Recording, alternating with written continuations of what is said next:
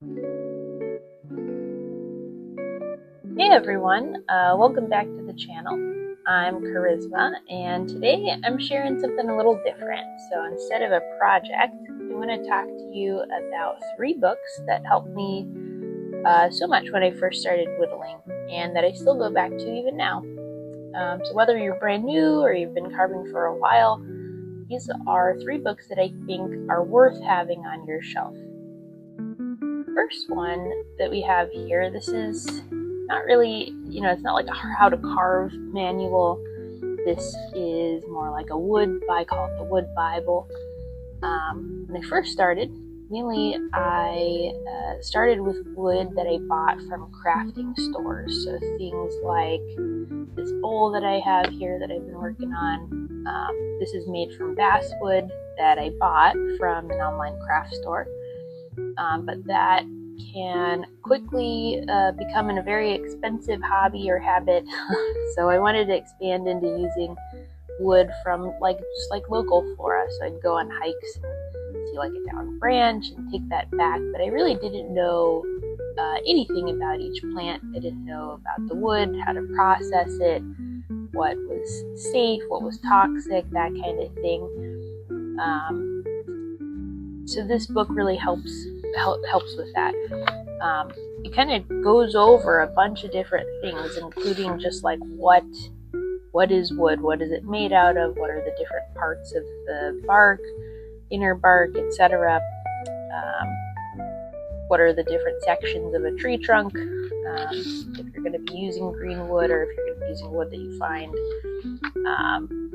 you are going to cut it, what different types of cuts to use, what parts of the wood to utilize when you're going to be making those cuts.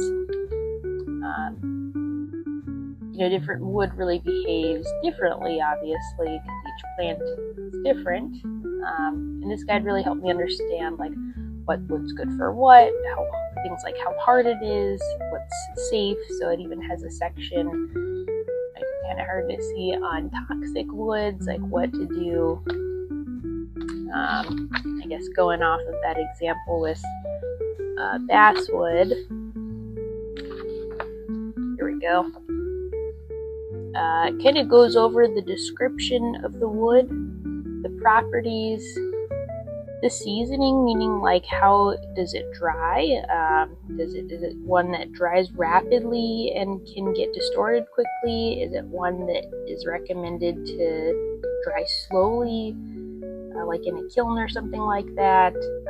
Or is it one that, like basswood, which is I'm going to keep going back to as an example, that dries like quickly, but it doesn't distort or degrade? So this kind of gives you a really quick rundown on what those are, including durability, right? So the hardness of a wood can really affect your experience if you're going to be carving with it, versus if you're going to be doing larger woodworking projects with it. So something like furniture, you might want to use a harder wood, but if you're just making like little figurines and stuff, you might not want to be using maybe that hard of a wood. It's totally up to what your goal for that project is. So it'll give you some typical uses. For example, like basswood's great because it's odor free, like it says here. It's used for a lot of food containers, so I make little things like bowls and stuff like that with it. It doesn't transfer any like odor or flavor or extra things it's pretty inert to food. So it'll say where it grows, etc. And then there's a section here which I really love, like I'm big on safety, work in healthcare, that talks about health risks. So currently with that one, no health risks, versus if you're looking at something like, I live in Northern California, we've got we're famous for our sequoias, but they can have some health risks here, like it says. So things like asthma, wheezing, etc. Hypersensitivity, it's a respiratory irritant, the dust, so you want to be more careful with stuff like that. So yeah, really love this book. Honestly, if you want to level up your understanding of the actual material itself that you're using, this book is a game changer. So that's wood. The next one here that I have is, it's called 12 Spoons, 2 Bowls, and a Knife.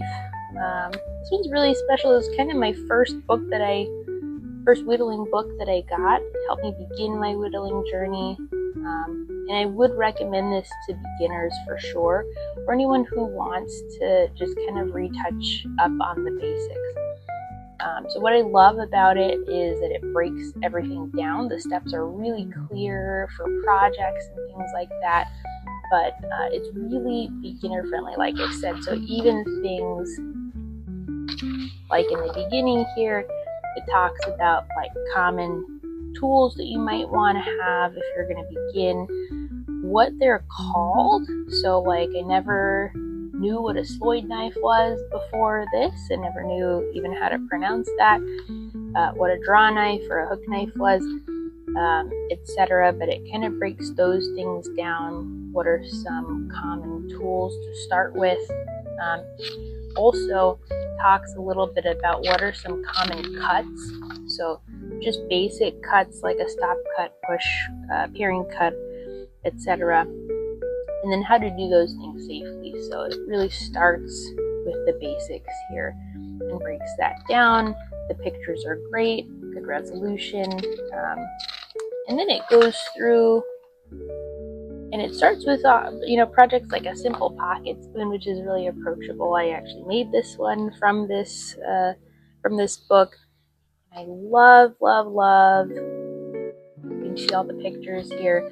Sorry, I'm giving this book away, but or giving away the farm here. But it also has the patterns for the spoons, and I love when whittling books do this because you can just copy this, trace it, something like that, put that template onto your wood,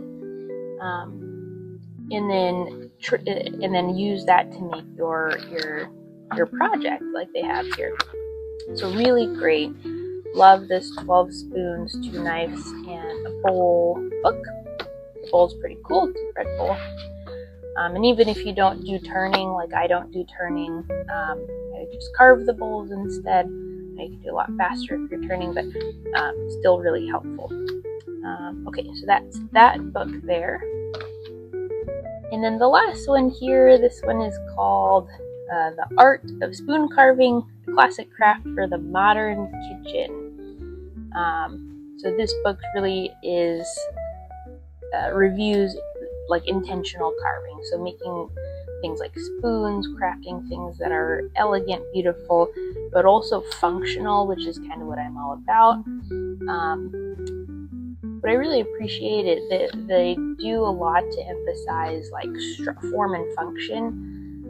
If anyone's taken anatomy and physiology class, you know form and function and how the two are married together, right? And so this it does talk a little bit about the basics, but not as much. It goes right into the projects, but still a lot of great close-ups. Very detailed. I really never had an issue with following the steps of these. And then, like I said before, similar to the previous book, it's got some really great templates in here that I've used to just kind of trace and utilize for my projects. So I do keep coming back to this one. You can see some of my templates that I've used here for my spoons. If you're a chip carver, I'm not a chip carver, but I aspire to be. Hopefully I'll learn how to do that through this channel. It also has some patterns for if you're going to be chip carving along your spoons or along, specifically in this book, spoons, but if you're going to be a chip carver, it does have some patterns for that as well.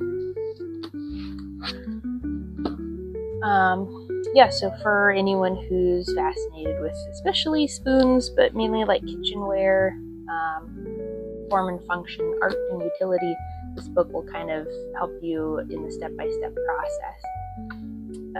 So there you have it.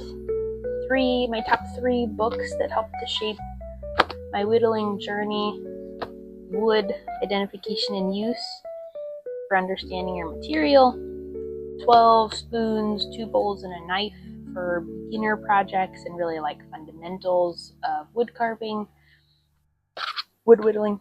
And then the art of spoon carving for really like intentional, utilitarian, but beautiful carving. Great. So let me know in the comment section if there were any books that helped you when you started. What comments have you read these books, or do you utilize these? What was your favorite project? Things like that. Or you can also leave a comment, are there things you're looking for next? If you enjoyed this video too, hit the like button, subscribe for more whittling content if you want to, and happy carving. Talk to you soon.